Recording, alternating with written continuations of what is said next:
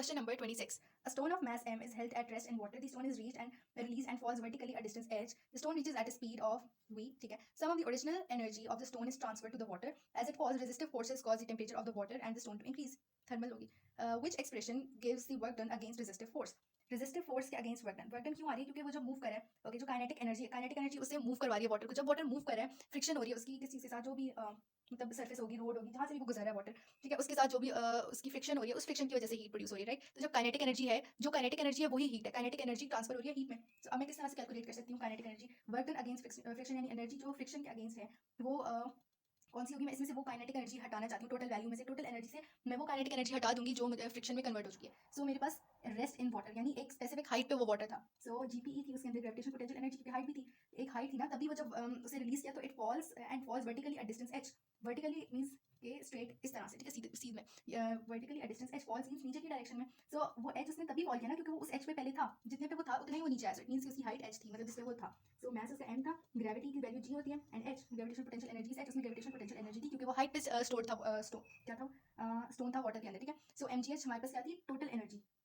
इसके अंदर से जब स्टोन गिरा, जो काइनेटिक एनर्जी थी, जो मतलब इसमें से जितनी काइनेटिक एनर्जी थी ना, थोड़ी बहुत एनर्जी काइनेटिक एनर्जी में कन्वर्ट हो गई जैसे जैसे हाइट कम होती, हाइट नीचे नीचे जैसे जैसे आता है, हाइट कम होती गई. सो ग्रेविटेशनल पोटेंशियल एनर्जी कम होती गई because GPE is directly proportional to height. Height कम हुई, ग्रेविटेशनल पोटेंशियल एनर्जी कम हुई. अब कम total energy in the system always remain same, वो दूसरी फॉर्म्स में कन्वर्ट हो सकती है as per the law of conservation of energy, right. तो इसका मतलब कि ये जो हाइट है, सॉरी, ये जो जीपी है किसी और फॉर्म में कन्वर्ट हुई. वो फॉर्म क्या थी?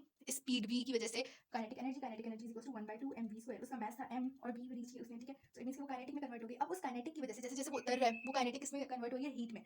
सो इट मींस कि जो काइनेटिक है ये जाया हो गई. सो अब हमें work done against resistive forces चाहिए. तो वर्क डन यानी हमने उनको मतलब उनसे दूर रहने की कितनी कोशिश की और उसमें से कितनी कामयाब हो गई, वो थी mgh यानी जीपीई माइनस ये जो जाया हो गए. So total energy minus waste energy कितनी आ गई? यूजफुल एनर्जी जो रेजिस्टिव फोर्स के अगेंस्ट कामयाब हुई. सो ये mgh माइनस 1/2 mv². ये सिर्फ काइनेटिक एनर्जी, सिर्फ mgh, और ये मैं ऐड करें तो इसका मतलब कि मैं वेस्ट एनर्जी ऐड करी हूँ और टोटल एनर्जी से ज़्यादा मेरे पास वैल्यू आएगी. टोटल एनर्जी कितनी? mgh. सो उससे बड़ी वैल्यू आ नहीं सकती क्योंकि energy can neither be created not be destroyed, तो क्रिएट नहीं हो सकती. Then question number 27. Which energy resource does not derive its energy from sun. तो 3 एनर्जी रिसोर्सेज होती हैं जो अपनी क्या कहते हैं, एनर्जी, मेन एनर्जी सोर्स उनका सन नहीं होता, होती है न्यूक्लियर, जियोथर्मल, टाइडल. रीजन मुझे नहीं पता लेकिन यही होती है.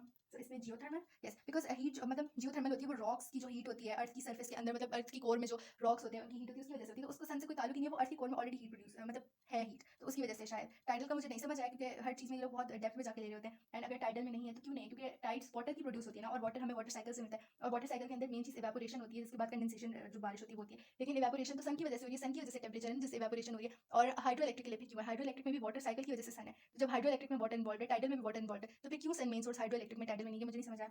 और न्यूक्लियर फ्यूल्स जो होते हैं उसके अंदर तो अलग ही कुछ सिस्टम होते हैं, डीकम्पोजिशन हो रही होती है, वो तो अर्थ की सर्फेस के अंदर होती होती है. तो उसमें मुझे नहीं लगता कि सन इन्वॉल्व होता है, मतलब वो नहीं होता, एक्चुअली नहीं होता. और ये बात सही है. सो हाइड्रो इलेक्ट्रिक में सन इन्वॉल्व होता है, ऑयल में does not derive. Okay, oil क्या होता है? फॉसिल फ्यूल होता है. सो उसकी डेवलपमेंट और वो सारा कुछ, उसके लिए भी हमें सन चाहिए होता है. बात मुझे ये भी नहीं समझ आई, लेकिन ये तो फॉसिल फ्यूल है ना, nuclear fuel is something else.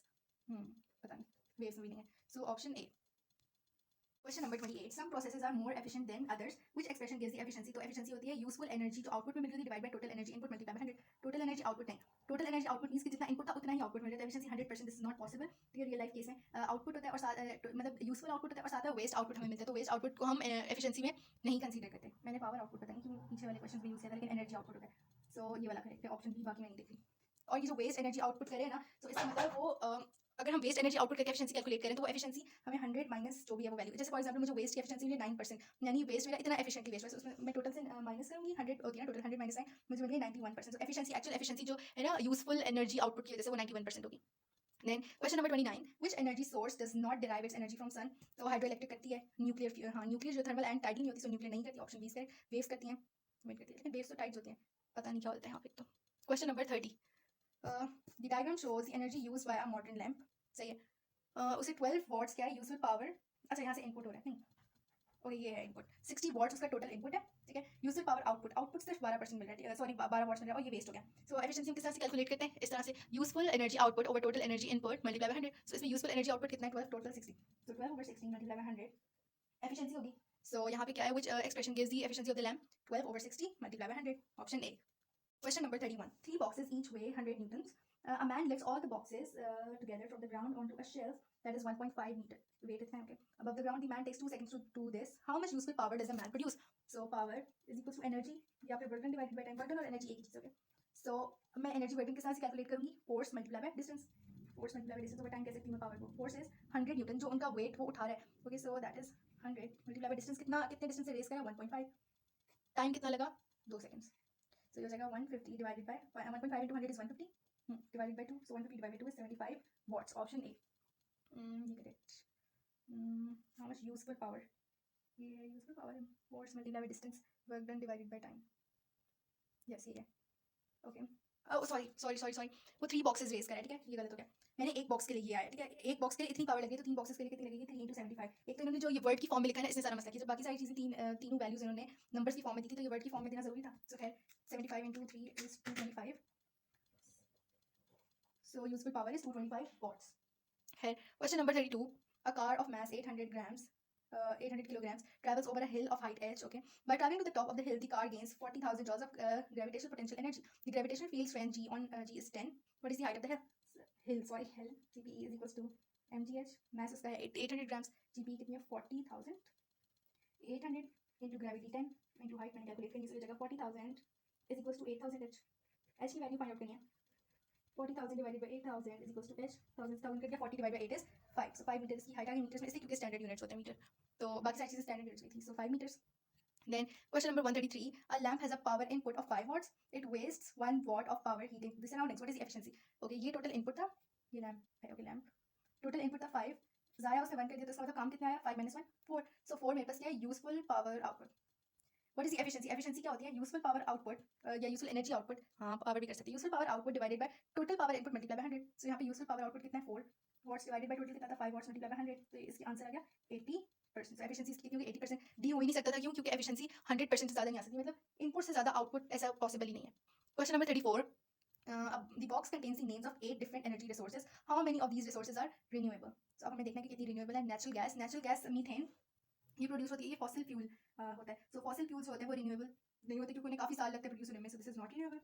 Geothermal is renewable, हर वक्त प्रेजेंट है वो रॉक्स, वो हीट अर्थ की कोर की वजह से जो भी वो हर वक्त प्रेजेंट है, सोलर सन की वजह से sun always present, waves water हमेशा प्रेजेंट है, सी है ओशन है, वेव्स जनरेट होती रहेंगी। Then hydro electric is due to the water, water fast flowing जो वाटर होता है डैम्स वगैरह, तो वाटर हमेशा प्रेजेंट है। Oil is again a fossil fuel, तो ये हमारे पास दोबारा प्रेजेंट नहीं है। विंड हमेशा प्रेजेंट होती है, coal is a fossil fuel, तो कितने हो गए 1 2 3 4 5, so 5 resources are renewable, option C. Question number 35. Energy can be generated using different energy resources.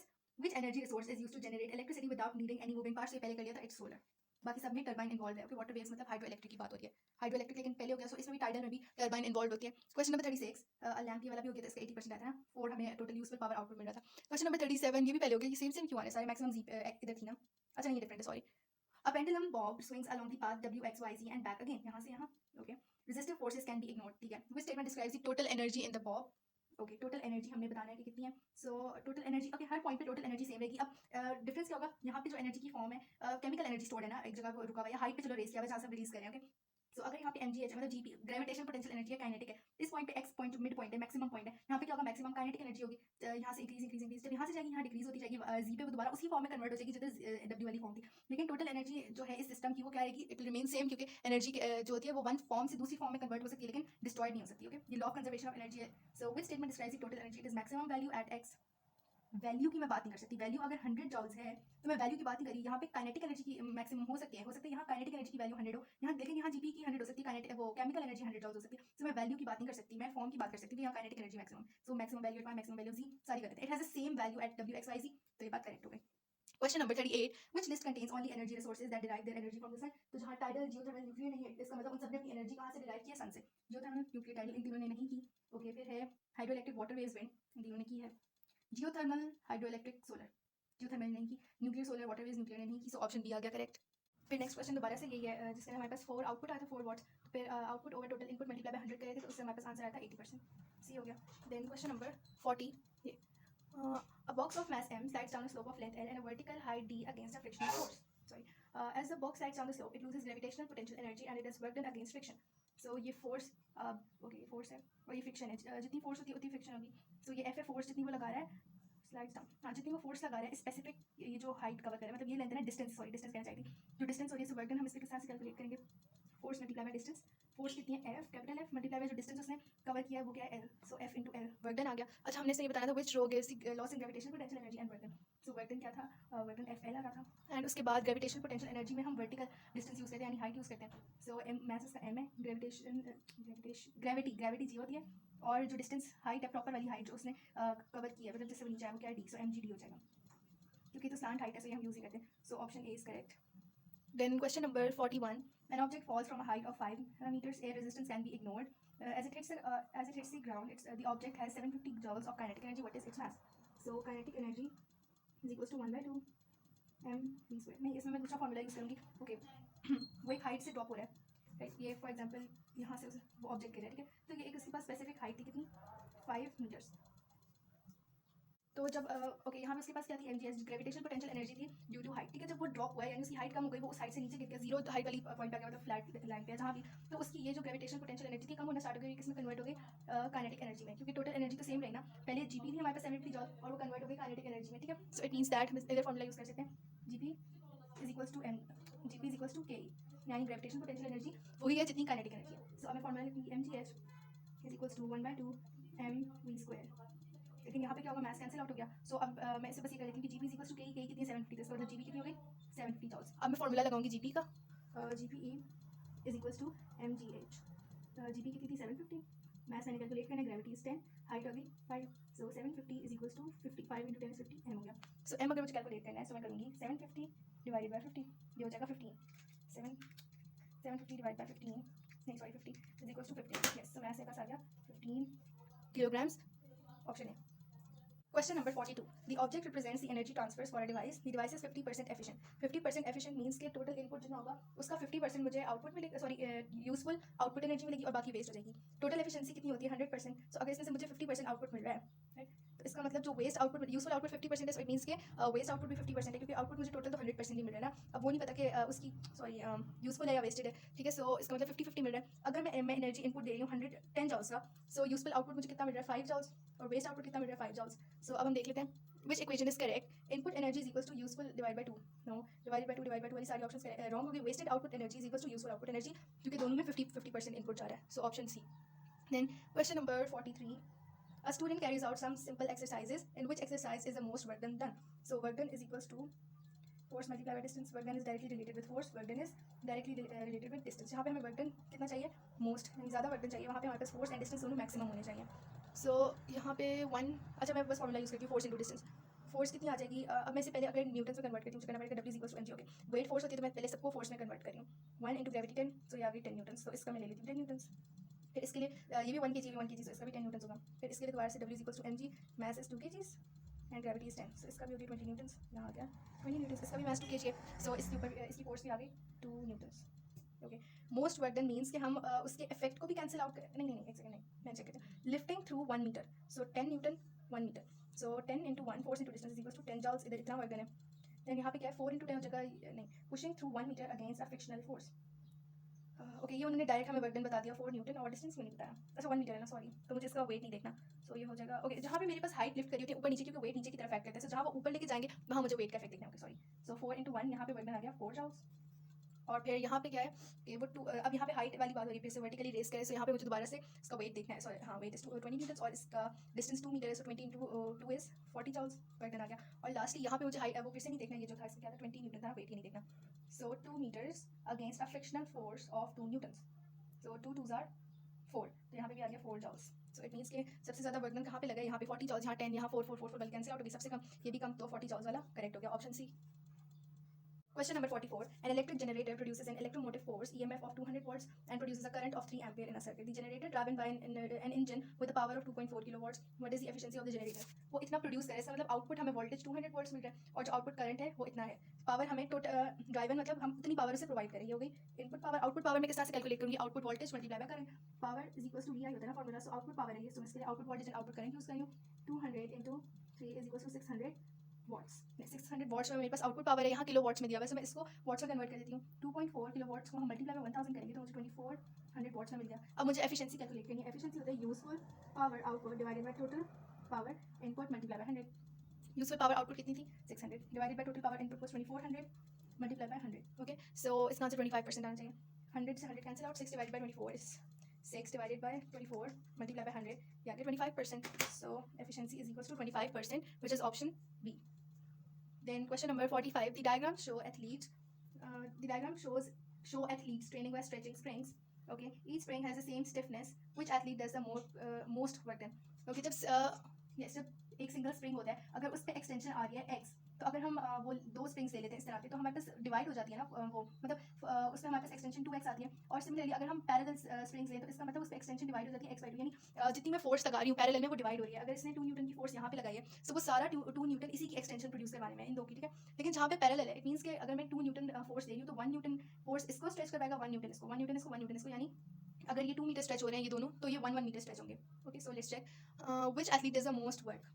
Work done is equal to force multiply by distance. यहाँ पे okay, first of all हमारे पास distance ज़्यादा होना चाहिए. सो इन दोनों में डिस्टेंस कवर जो हुआ है वो कम है, मतलब जो डिस्टेंस स्प्रिंग का इंक्रीज हुआ है. ओके, एक्सटेंशन है ना बेसिकली ये डिस्टेंस, सो इन दोनों में कम है, सो ये दोनों गलत हो गए. अब 0.8 0.8 मुझे इसमें से सेलेक्ट करना है. ओके, अगर मैं इसको 1 न्यूटन फोर्स दे रही हूँ तब मेरे पास इसकी क्या एक्सटेंशन आ रही है 0.8. ओके, अगर मैं इधर 1 न्यूटन फोर्स दे रही हूँ, सो इट मीन्स कि वो 0.5 न्यूटन इसको मिल रही है, 0.5 न्यूटन इसको मिल रही है. सो इट मीन्स कि 0.5 न्यूटन हाफ फोर्स मिली है, तो वो डिस्टेंस कितना सी work done is equal to force multiply by distance. So distance यहाँ की डिवाइड हो जाएगा, work done divided by distance is equal to force, sorry जो भी है, मतलब इस तरह का रिलेशन बनता है. सो इस हिसाब से force is inversely related with distance. जहाँ मैं क्या कर रही हूँ, फोर्स हाफ हो रही है तो डिस्टेंस क्या हो जाएगा, हाफ हो जाएगा. डिस्टेंस क्या हो जाएगा, नहीं मैं क्या बोल रही हूँ, लेकिन खैर इसको लेने देती हूँ फिलहाल. लेकिन अगर मैं हाफ फोर्स ले रही हूँ सो इट मीन्स की एक्सटेंशन हाफ आएगी ना. ओके, यहाँ पे मुझे एक्सटेंशन वाला लेना चाहिए. F is equals to kx, ठीक है. So F is directly proportional to x. Force is directly related with extension. जहाँ पे स्प्रिंग कांस्टेंट है हमारे पास, ये वैल्यू ये k इज कांस्टेंट, तो F is directly related with x. जहाँ पे मैं फोर्स को हाफ कर रही हूँ वहाँ पे मेरे पास एक्सटेंशन हाफ हो जाएगी. अब यहाँ पे 0.5 न्यूटन जा रहा है, सो इट मीन्स की एक्सटेंशन कितनी प्रोड्यूस होगी, 0.4 न्यूटन. लेकिन यहाँ पे 0.8 मीटर एक्सटेंशन क्यों प्रोड्यूस हो रही है, इसका मतलब मैंने यहाँ 2 न्यूटन दिए, तभी डिवाइड होकर 1 न्यूटन आया और दोनों में सेम यहाँ पे एक्सटेंशन प्रोड्यूस हुई है. सो इट मीन्स इसने डिस्टेंस भी ज़्यादा कवर किया और फोर्स भी इसने डबल अप्लाई हुई. सो मोस्ट वर्क डन यहाँ पे हो रहा है force multiply by distance. Question number 46. The diagram shows the path of a stone that is thrown from x and it reaches a maximum height. Okay, x पे उसके पास जो stored form होती है वो रेस्ट पे है और नीचे वो कोई हाइट पे नहीं है, सो उसके अंदर बेसिकली केमिकल एनर्जी हो सकती है. यहाँ से उसमें क्या हो रहा है, गेन इन काइनेटिक एनर्जी हो रही है क्योंकि वो स्पीड पकड़ रहा है. ओके, जब हमने उसे थ्रो किया यहाँ तक, फिर आहिस्ता आहिस्ता उसकी स्पीड डिक्रीज होना स्टार्ट हो जाती है. क्यों, क्योंकि वो एक मैक्सिमम हाइट पे रीच करे, यहाँ पे क्या है. ओके, और जहाँ पे ऑलमोस्ट उसकी जीरो हो जाती है जिसके बाद वो वापस से नीचे आने लगता है और फिर उसकी काइनेटिक एनर्जी दोबारा से इंक्रीज होती है. लेकिन एट पॉइंट y उसके पास ग्रेविटेशन पोटेंशियल एनर्जी इस सर्टेन हाइट की वजह से, सो यहाँ पे जीपी है जो वापस बाद में ट्रांसफर होना स्टार्ट हो जाती है काइनेटिक एनर्जी में, क्योंकि दोबारा से हाइट कम हो रही है और काइनेटिक एनर्जी इंक्रीज हो रही है.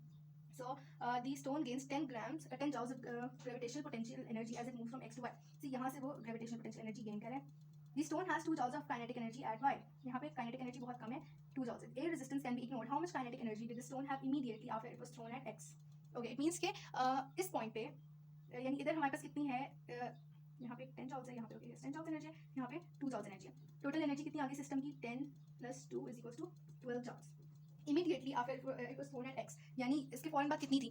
ओके, इसके फौरन बाद हमारे पास सारी एनर्जी कन्वर्ट होगी. केमिकल तो जीरो हो गई, स्टोर्ड फॉर्म बिल्कुल खत्म हो गई. सो इट मींस कि जितनी भी काइनेटिक एनर्जी थी वो सब काइनेटिक में कन्वर्ट हो गई, क्योंकि जीपी हमारे पास अभी नहीं है, हाइट की वजह से कोई एनर्जी नहीं है. सो यहाँ पे सारी काइनेटिक एनर्जी होगी, क्योंकि energy can neither be created not be destroyed, लेकिन उसे हम एक फॉर्म से दूसरी फॉर्म में कन्वर्ट करवा सकते हैं. सो अगर यहाँ पे केमिकल थी तो सारी काइनेटिक में कन्वर्ट हो गई, कम नहीं होगी. और ना ही वो अभी किसी यहाँ पे पता है air resistance can be ignore, तो एयर रेजिस्टेंस के अगेंस्ट भी कोई वर्क डन नहीं हो रहा, कोई मतलब कोई हीट में भी लॉस नहीं हो रही, कोई साउंड भी नहीं होता बॉल फेंकने से प्रोड्यूस. सो इसका मतलब हुआ कि सारी की सारी काइनेटिक एनर्जी थी. तो 12 joules of kinetic energy, option D.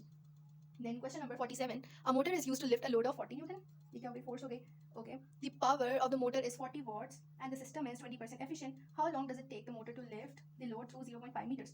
Power of the motor is 40 watts, यानी उसकी रिक्वायरमेंट इतनी इनपुट उसे कितना चाहिए, उसका वो 20% यूजफुल आउटपुट देगी. सो यूजफुल आउटपुट हम किस तरह से कैलकुलेट कर सकते हैं, हम 20% ऑब्वियसली ये भी कैलकुलेट कर सकते हैं, वरना मैं अगर फॉर्मूला यूज करूँ. अच्छा, मैं दोनों तरीकों से कर लेती हूँ ट्राई.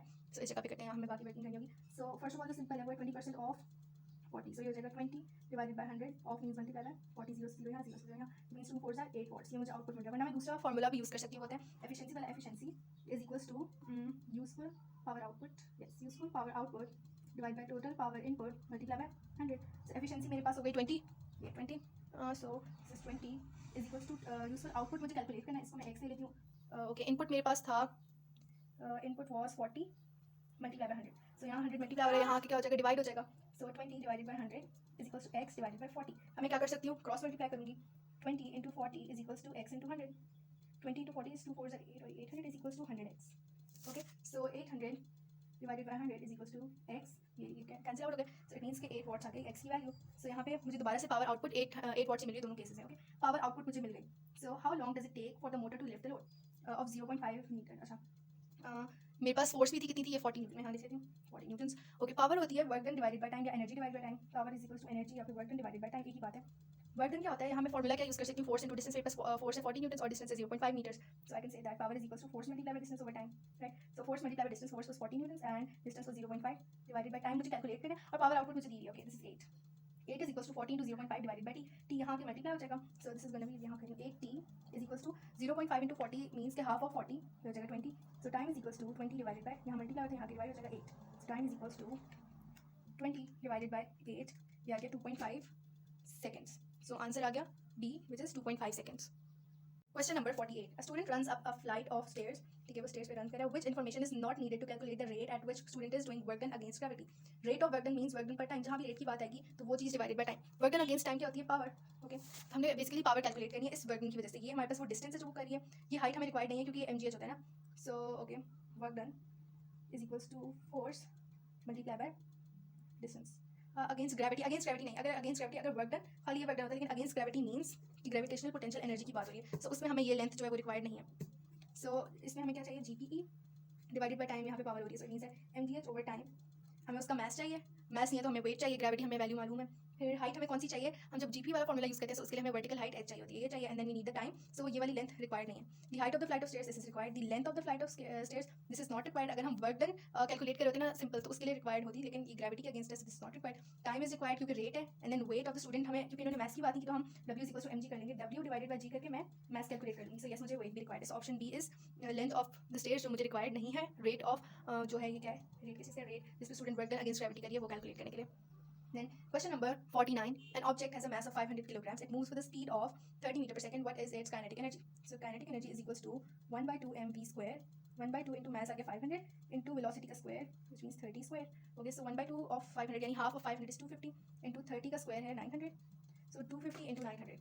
250 into 900 is 225,000. 225,000. यहाँ पे मेरे पास 225,000 के ऑप्शन ये जॉल्स है, ओके, यहाँ पे सारी ऑप्शन किलो जॉल्स में, मैं जॉल्स को किलो जॉल्स में कन्वर्ट करने के लिए इस आंसर को डिवाइडेड बाय 1000 करूँगी, 1000 से 1000 कैंसिल आउट हो गया, मेरे पास आंसर आ गया 225 kilo joules which is option C. Then question number 50. Different processes have different efficiencies. Which row shows the most efficient process? Okay, मैं efficiency calculate भी कर सकती हूँ, वरना basically efficiency is equals to useful energy या power output. यहाँ पे energy की terms में से useful energy output divided by total energy input multiply by 100. 100 तो कांस्टेंट रहेगा ना रेट के लिए, मतलब परसेंटेज कैलकुलेट करने के लिए, सो इसके साथ क्या रिलेशन है ना, एनर्जी इज डायरेक्टली प्रोपोर्शनल, इसके साथ energy is directly proportional and energy input के साथ वो इनवर्सली रिलेटेड है, सो इट मींस कि एनर्जी मुझे मोस्ट एफिशिएंट चाहिए, एफिशिएंसी ज़्यादा चाहिए, सो इट मींस कि एनर्जी इनपुट कम से कम हो और यूजफुल आउटपुट जो है वो ज़्यादा से ज़्यादा, लेकिन ये ना कि एनर्जी इनपुट से ज़्यादा आउटपुट हो, दैट इज नॉट पॉसिबल, 100% से ज़्यादा परसेंटेज नहीं आ सकती एफिशिएंसी की वैल्यू, सो ये कम से कम होनी चाहिए, ये ज़्यादा से ज़्यादा. अब इसमें बस डिफरेंट रेंजेस हैं, जहाँ पे ये कम से कम है एनर्जी इनपुट 10, वहाँ पे यूजफुल आउटपुट एनर्जी ज़्यादा से ज़्यादा नहीं, सो मैं यहाँ पे मतलब क्या कहते हैं उससे उनकी रिलेशन देखने के बजाय मैं डायरेक्ट फॉर्मूला यूज़ करती हूँ, output over input multiply by 100. 3 divided by 10 multiply by 100 is 30%, यहाँ पे मैं एफिशिएंसी पर परसेंट कैलकुलेट करेंगे, ठीक है, तो फिर आ गया 40 डिवाइड बाय 10 मल्टीप्लाई बाय 100, तो ये आ जाएगा 40%, एक सेकेंड, नहीं उल्टा हो गया, ये आ गया 25% हो गया, देन फिर है 25 डिवाइड बाय 10, ये भी दोबारा से 25%, then 250 divided by 2000 multiply by 100, this is 12.5%, 12.5 सबसे कम है, फिर 25 के दो हैं, एंड देन 30% सबसे ज़्यादा एफिशिएंसी ए में है, सो ऑप्शन ए करेक्ट हो गया.